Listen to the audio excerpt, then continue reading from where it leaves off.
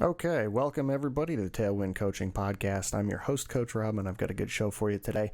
In this video podcast edition of the Tailwind Coaching Podcast, I'm going to look a little bit at evaluating your ride and race data so that you can actually understand and evaluate where your fitness is and how you can look at improving it. And a couple of things that I look at as a coach when I actually overlook or look over somebody's data that they're sending to me. This particular data that we're looking at here is one of my athletes that I coached earlier in the season. This is 2016. I coached him early in the season. This guy was actually a real beast of an athlete. He was a really, really great guy to coach. Really performed very well. But I've got some data points from him. I have, as you can see, a time trial right here. There's a crit race on the Route 18 Rampage and a road race, the Tidewater Classic. He did very well in all of these disciplines.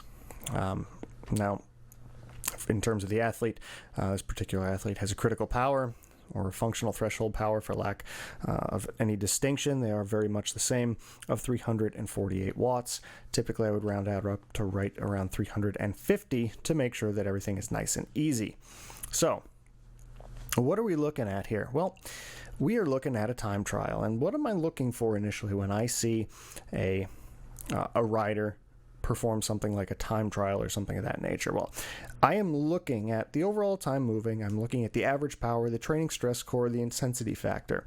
So in terms of what I need to see here, this is a 23-minute, 21-second effort and a distance of 9.8 miles, 469 kilojoules of work done, and 36 kilojoules of work done over functional threshold or over critical power. So there was a little bit of anaerobic effort in here. Maximum 793 watts, and we can actually look and see if that happened to be near the end of the ride. And actually, no, that is the beginning of the ride. So started out with a really hard push, and you can, as you can see here, finished with a really hard push as well. What I've done in this case is I've marked a line for this particular athlete's critical power. And there are a couple of spots, as you can see here, where this athlete went over critical power. All right, burned a couple of matches that may or may not be necessary. But what am I looking for? If this is a time trial, I want to look at the average power, the VI, the variability index, and the intensity factor, the IF, to determine how even this race was. So training stress score, basically 42 points of training stress. For a 100% threshold effort, I'm expecting about 50 training stress per half hour or 100 training stress per hour. That's pretty much in line with where we're at. A variability index of 1.09, to me, that tells me that the effort on this time trial was not very uniform. If I look at the actual ride details, you can see the altitude drops here and there a little bit. You can see there's a little bit of a climb here. There's a little bit of a climb and pitch up to the end. So it makes sense that the variability index of this particular ride would be a little bit different. There's also this odd little spike right in here of zero cadence, zero power, and I'm suspecting that that is actually from a Stages power meter dropout or a Garmin recording dropout. So that will also add to the variability index on this particular ride. For a time trial, I'm looking at seeing anything in the neighborhood of 1.05 or less. All right. That means that the person is pacing very, very, very evenly. All right. They are paced perfectly for a time trial in order to not burn matches, to not overload the body with lactic acid, and not have difficulty clearing that, which will in turn drop you out of contention. For intensity factor, I want to see something right around 1.0 to 1.01, 1.02. If I'm seeing something 1.1, your FTP is likely set incorrectly, especially for a time trial. A time trial is a great way to determine where things are at. For a criterium, now, if we look at this, we have a 1 hour effort, 852 kilojoules, 200 kilojoules of high intensity work above threshold. Variability index of 1.577 means that this is a very stochastic type of situation. A lot of soft pedaling and a lot of hard bursts of effort. Overall intensity factor is 0.89. That means this particular athlete did not have an average power anywhere close to what their threshold was. All right, that's a good thing. That means that they're saving a lot of effort. And you can see these stochastic efforts as I come right along the top here.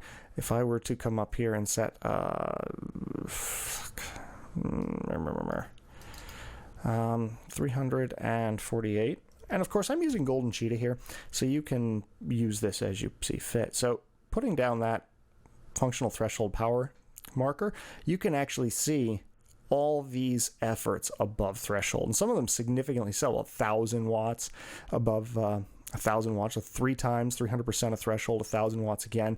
A big effort, 1,000 watts for about 10 seconds or so. Let's see if I can scroll down and find that one.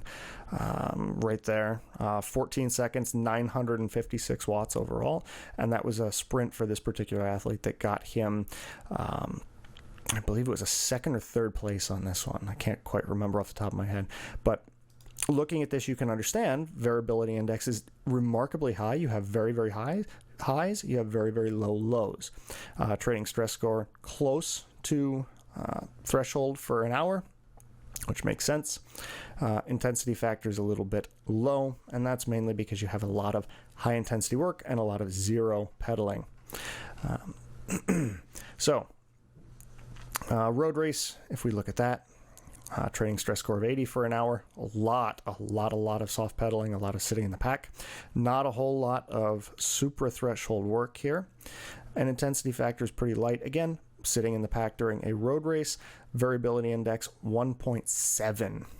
That is huge, and that tells me that there's a lot of, again, doing nothing and a lot of really high intensity work. And I believe there was a second place in this one as well. 28 seconds for the last attack, 836 watts average. So that kind of gives you an idea. A lot of matches were saved. There are a couple matches right in here, as you can see. A couple of efforts here, but 2 big efforts at the end. And that's why we have such a high variability index, such a low intensity factor, lower training stress score as well. Now, moving on to power, peak power, 20-minute power versus functional threshold power versus average power evaluation. So we're on a time trial here. Our peak 20-minute power, we have 357 watts. Our functional threshold, or our critical power, we're saying is 348 watts. And we are also going to say our average power. So if I look under average, we have 325 watts. Now remember, this 325 applies to this entire effort. All right, the actual time trial really starts right in here. Okay, so what we are looking at, and what you want to look at for a time trial, 20-minute power, average power, and functional threshold power should be relatively close. Our 20-minute power right here, our functional threshold power, and our average power. Our average power is a little bit off because of that initial this little initial part here and this little bit of rest. But these line up fairly normal. Okay? These line up on a fairly linear plane. They're very similar to each other. In a crit, these are basically all kinds of off. All right? There's no real expectation as to what these are going to match up as. In this case, you have a 20-minute peak power of 283 watts, critical power FTP of 348 watts, and an average power of only 198 watts. And that's a crit, and the same would be similar in a road race, even a lower average power. Critical power at the time of this was a little bit different, and your 20-minute average, 237 watts. So the more you're coasting, the more effort you are the less effort, I should say, you're actually putting in. So the lower your average power and your 20-minute peak power will be compared to your critical power. Now, if you are basically seeing a 20-minute power, 20-minute peak power that's close to your critical power or your FTP, That means that you really need to raise the fitness level of your racing, or race your fitness level for that level of racing, or you need to race a little bit smarter. All right, so that's one of the key points you're going to take away from evaluating your 20-minute peak power, your critical power or functional threshold power, and your average power. If you see average power or 20-minute peak power to be close to your critical power, your FTP, you are a little bit undertrained for the efforts that you are attempting to complete, or you're just not racing smart, or you're not riding smart. It should be said that any of these evaluations can take place for any kind of ride. It doesn't have to be a race, can be a Gran Fondo, can be a group ride, can be a solo ride, can be a solo effort that you're trying to test for your fitness, for your functional threshold. These can be utilized for anything that you're going to do. Now, takeaway from the average power training stress score intensity factor, we already said, was variability index and intensity factor. For intensity factor for any of these, you should not have anything above like 1.1. If you're above 1.1, your FTP is not set correctly, and that's almost always true. There are very rare exceptions called an NP buster, but those don't really happen. Not that often. They're very, very few and far between. For a variability index, this is a measure of how smooth you were, how measured you were. Again, for a time trial, as close to 1 as possible. All bets are off for a crit or a road race. So those are your takeaways. If you see a road race, or I'm sorry, if you see a time trial that has a variability index like 1.5, you're doing something wrong. All right, there's your takeaway for that. Now, power distribution. This is a very interesting thing. If we're looking for power distribution, where am I going to be? Right here. These are our zone distributions for our power. What we want to see for our power distribution, particularly for time trial, is a lot of time in this zone 4 level. Next, I would see zone 5, because you're trying to push a little bit above your threshold power in order to get as much power as you can. All right. In a time trial, the main thing you can get from this chart is to look at an inverted V, almost a bell curve. If you see that bell curve, you're right on target with what your pacing should be. You're not shifting that curve to the left or to the right too much and going too hard. You're not shifting the curve to the left too much and going too easy. So you want that curve centered right around that zone 4 level. And that's for a time trial. For a road race, this would be something more of what you want to see. For a criterium, very similar. Road races and crits in terms of power distribution, especially for a crit. Let's go there first. A criterium, you want to see a significant portion in zone 1 and zone 2. You also want to see a significant portion in zone 6 and 7. These are your high intensity efforts. These are your popping out of a corner and catching onto the back of a wheel, making a sprint, making a split, something like that. This zone 1, zone 2 level, this is you sitting in the pack, chilling out and saving your energy to make these zone 6 and 7 efforts. So you want to look for that inverted V shape. In a road race, this is actually very representative of what a road race should look like. A lot of time doing nothing, sitting in the pack, relaxing. A little bit of time recovering while pedaling, and then progressively decreasing until you start to see more high-intensity efforts. And those high-intensity efforts should be very short in number, very small. You're going to make them only when necessary and only when it makes a difference in terms of your race. So if you have a shot at making a move, you need to make it. You can only make these moves, just like in a crit, if you have done a lot of this sitting around and doing nothing. So that is a key, and that is a way to evaluate your ride or your race and determine, have I been burning too many matches unnecessarily? If I see a road race power distribution chart that is opposite of this, in other words, a little bit low here, dips in the middle, and then way high at the top end, you're not doing something right. You're doing something very, very wrong, because you're spending way too much energy here and not enough relaxing here. All right, so that's your takeaway for the power distribution chart. That's a very powerful chart that can give you a lot of information as to how you're riding some of your efforts. Now, we're going to look at something called the quadrant analysis. Quadrant analysis is very simple. on our y-axis, we have our average effective pedal force in newtons. On our x-axis, we have circumferential pedal velocity in meters per second. What this simply is a breakdown between our cadence on the bottom, on the x-axis, and our force production on the y-axis. You can go back and look at some of my other podcasts on force and cadence and how they relate to power production for a little bit more information on that, and I'll try to throw a link in the episode show notes, which I believe are going to be tailwind-coaching.com/73 for the episode show notes for this one. So you can take a look at the show notes for that, and I'll give you a little more information. Now, what does the quadrant analysis actually tell us? The quadrant analysis actually will tell us where our power production comes from. So, does it come from low pedal velocity, low cadence, and high force, as in climbing a really steep hill in a bigger gear or doing muscular endurance or force type work? Or is it coming from a really high cadence and a really low power production, as in spinning a small gear really, really quickly? Okay, the quadrant analysis really should, for a time trial, you want to look for a nice grouping. And the grouping that we're going to look for is following our FTP zone. Okay, this line here that I'm very roughly tracing because my mouse skills aren't that great is a representation of your functional threshold power or your critical power. You want to look for a grouping that is somewhere around that. Now, this grouping is pretty good.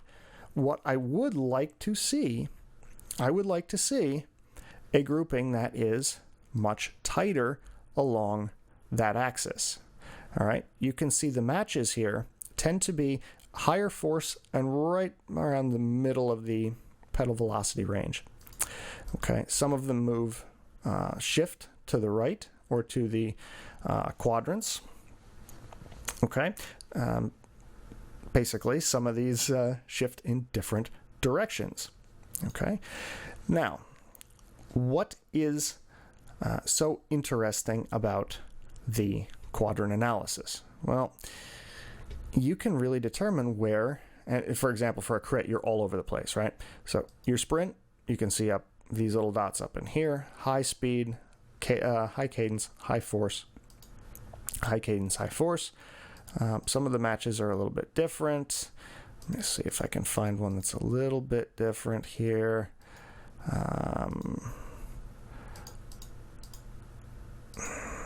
Nothing really grouped very well, as I recall. Let me see what my road race looks like. Okay, here's the final sprint. High force, higher cadence. High force, high cadence, high force, high cadence, high force, high cadence. This is actually a little bit... that one's a little bit better. Lower force, higher cadence, followed by just increasing the amount of force produced at the same cadence. So, now, why does this really, really matter? What do you get out of this? Well, in a road race, for the entirety of the activity, you're looking for a lot of activity in quadrant 3. This is quadrant 3 right here. And quadrant 1 is up here. Quadrant 4 is down here. So 1, 2, 3, and 4. In a road race, you want low cadence, low force, or high cadence, low force. These are basically your chill out areas. See how there's a lot of data points below that functional threshold line, that right in here. Okay. Up in here, this is your sprint. Up in here, this is your force work where you're climbing hills at a slow cadence. This is a tough place to be in. You don't want to be here.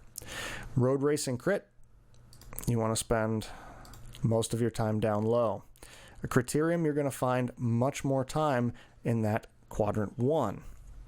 But you're going to also find a lot of time in quadrant 3 and 4. In a road race, you find most of your time in quadrant 3 and 4, and some of it in 1. And you can see by the breakdown in percentages, most of your time is spent at relatively low force in the road race.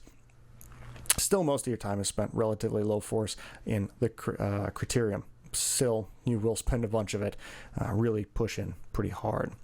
So, now for a time trial, again, you want basically a nice tight grouping around that functional threshold line. Deviation into these different quadrants can tell you a lot about your riding. If you spend a lot of time in quadrant 2, especially for something like a road race, you're doing something wrong. You need to work on your pedaling capacity, your cadence capacity. If you spend a lot of time up here, you're covering too many moves and burning too many matches. All right. If you're spending a lot of time in this zone 2 and 3 level right here, you may be lacking some neuromuscular capacity. Some cadence work would be appropriate. If you spend a lot of time in zone 3 and 4, but you're having trouble in here, you may need some force production work as well. So again, takeaways you can use to get something out of that data. Now, as we talked about, going back to the rides, the ride screen here is a very powerful screen. We can evaluate the ride based on the FTP level line. You can see all these matches that are burned. Golden Cheetah has a really nice tool where you can actually find intervals, and you can find matches based on 2 kilojoules worth of energy. And if I add those all to your activity, these are user selected areas, and these are all the matches over 2 kilojoules in intensity. So you can see some really big efforts in here. And you can also see, maybe if I reduced a couple of these efforts, maybe I'd have a little bit more left for the end of the race. And that could be very interesting. We'll get to that in just a second by determining that based on our watt prime graph, which is right here. But first, cadence. This is worth mentioning. Your cadence breakdown, you can see where your cadence is, whether you prefer a low cadence down shifting to the left or a higher cadence shifting to the right.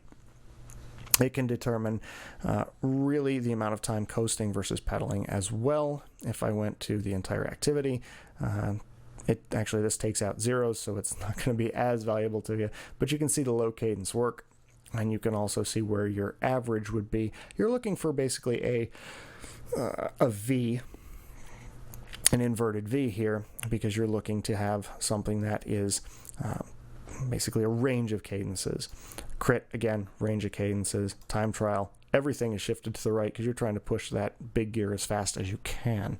So you can determine if your cadence for a time trial is somewhere in this neighborhood, you got some work to do on your neuromuscular capacity. So now, if I go back to the ride really quickly, we're determining, we've got a bunch of matches. That was in the Tidewater Classic. Bunch of matches here, right? And you can see, if I select one match, actually, let's select the final move that's made. Let's zoom in a little bit. So this second graph down here, you see something that's called WBAL. That is watt prime balance, or the amount of anaerobic energy you have available to spend. You can see it recharges, recharges, recharges. If you follow the FTP line here, you get little dips when you go above threshold. All right. In the meantime, if you're training or riding or racing below threshold, your body's recharging its anaerobic energy stores. When it's called upon to actually execute an interval or execute a match, to burn a match, you can watch your W prime balance drop. So in this case, we're seeing this guy take his W prime his watt balance, down to 92% of maximum expenditure. All right, and if I look here, this guy's got 25,000 joules or 25 kilojoules worth of high-intensity energy to spend. He burned almost all of them by the end of this race. Now, the question is, if we had saved a little bit of energy earlier on, would we be able to have possibly won by expending a little bit more energy here? And the answer, of course, could be yes. So you can use the W prime balance to determine if maybe you're burning too many matches, maybe you're not able to recover, and you're not able to recover enough to put in a decent winning move. For a time trial, things are a little different. We're looking at the TT effort, and we're saying, okay, this effort was right around threshold, in some cases climbing above threshold. Well, we burned up a fair amount of anaerobic intensity as well, but we actually trained ourselves and we're able to manage it all the way through. In fact, we could watch our speed average going up throughout the entirety of the event. So this tells me that we raced on the ragged edge of our fitness, and that's the perfect place to be for a time trial, especially a 10-mile effort as such. So again, you can evaluate your efforts that were made above critical power and how each match affects your energy reserves that are available. And it can teach you how to conserve matches as well. Now, it can also determine the actual amount of work you can do before you blow up by looking at the kilojoules of work you've done compared to your watt prime capacity. How do we do that? We go and we look at our summary. Oops, I don't want to split the activity. We look at our summary. We did 206 kilojoules of watt prime work, and we have available 25,000. We have available 25 kilojoules of watt prime work. So that tells me that we've recharged significantly. We've got some decent ability to sit in, recharge, and we were able to take it down to 93% of max expenditure. So the watt prime work here is very interesting, telling us that we spent 25% of the race, and this is a criterion, remember, above threshold. That's a lot of time. That's really hard to do. This particular athlete happens to be very, very good at that, very good at recovering, and very good at those kind of races. Other athletes, not so good at this, so you may have a very difficult time with that. And you may be able to use this information to your advantage to either train your repeatability a little bit more, or to learn to race a little bit smarter. All right. Now, ways to save energy. You can look at this watt prime graph. You can say at various points in the race, well, let's look at the Tidewater Classic. So here's a climb. First effort's on a climb. 20-second effort. Little climb again. We go back. We lap again onto a climb. Not so bad. Here we made a bigger effort on the same climb as we did the first time. In fact, almost double. So something happened here, and I know exactly what happened here, that we spent a lot more energy the second time around that we should have. If we look at the second effort here, the second climb, we had a 30-second effort this time. Now we have a 41-second effort. Interestingly, that 41-second effort is less work. So this athlete actually was in a better position and was able to do less work to set himself up for a good, solid finish. So that's a very, very real plus. Now you can see at this point, right here, there's no match to be noted. You got one here, though. So there was a lot of effort expended on that little climb as well. And then, of course, your two big finishing efforts right here. So you can understand and get an idea of where you spent your matches, could they be avoided? And of course, this requires some interview on your own part. This requires you to look back and say, geez, did I spend some energy that I really didn't need to? Was I out of position? Did I get caught napping during the attack off the front of the group? You can determine if you're burning too many matches, right? If you suddenly find your W prime balance dropping way, way, way down below zero, that's indicative of either two things. One, you burn too many matches, or your W prime balance is not set correctly. More likely the latter, but if you're really dropped off the back and blown off the back of the group, perhaps you blew too many matches out way too early. All right. Again, could be indicative your fitness is not up to the ride or races level. Finally, we're going to look at a critical power graph. And I'm going to look at the entire activity here. I believe I'm going to look at the entire activity here. This is interesting. Why does it not zone shading? Correct. Activity centile. Show percentage? Nope. Curve heat? Nope. I'm not sure why this is not doing this. This is kind of interesting. But if I look at the entire activity, I can see an overall evaluation of what my critical power looks like, along with each of the major efforts that I made. Right? Now, this chart here and this data is a little bit off, and I'll tell you why. This chart is a little bit off because I only pull a certain number of files from this particular athlete, so you didn't see everything that was going on here, but you can actually evaluate, for example, 14 seconds, how your critical power drops off. And you can also understand where do you fall in terms of looking at areas you can improve. So if I go over to trends, I'll see if this will actually render correctly for me. And it's not really going to render correctly for me, unfortunately. But this dotted line is what this particular athlete's critical power looks like. Last 12 months. Yeah, it doesn't change anything. This is what the critical power would look like. These guys are an evaluation of the maximal efforts that have been made. So the dotted line here, the dashed line, is actually the extrapolated critical power from a calculation that Golden Cheetah does. These little dots are places where we have data points that say this athlete has made efforts at this intensity. You can use this particular chart to determine where your weaknesses lie in terms of your training, where your deficiencies lie.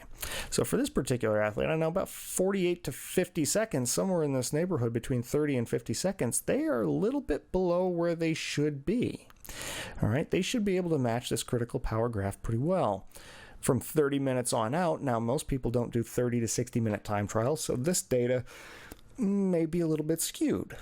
But this guy seems to do very, very well all the way out to 20 minutes. There's a little bit of deficiency here in this 2 to 5 minute area.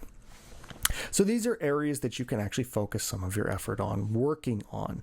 What you may find, however, is that you may not be able to actually match up to the curve. Depending on your body type, your muscle physiology, what you are good at, what you're not good at, you may or may not ever be able to match to this curve. So there may always be some deficiencies somewhere in this curvilinear graph. Okay, that's a few things that I look for when I'm evaluating an athlete, when I'm evaluating athlete files, and some things that you can look for to get some information out of your ride data. Remember, you collect a lot of it. You expect that you're going to use a lot of it, so you might as well evaluate it as well. So I hope that's been a little bit of help for you. I hope you've learned a little bit of something there. If you have any questions, feel free to email them to me, coachrobdc@tailwind-coaching.com. You can post them on the Tailwind Coaching Facebook page. You can find me on Instagram or Twitter @coachrobdc. And of course, you can always check out the show notes for this particular video episode of the Tailwind Coaching Podcast at tailwind-coaching.com/73. And that'll get you right on over there. Again, I want to thank you all for listening. If you have any questions, feel free to shoot them my way. Ride strong, ride fast, ride happy. Be smart about your training through your evaluations. Keep the shiny side up, keep the rubber side down, and I'll be talking to you again really, really soon.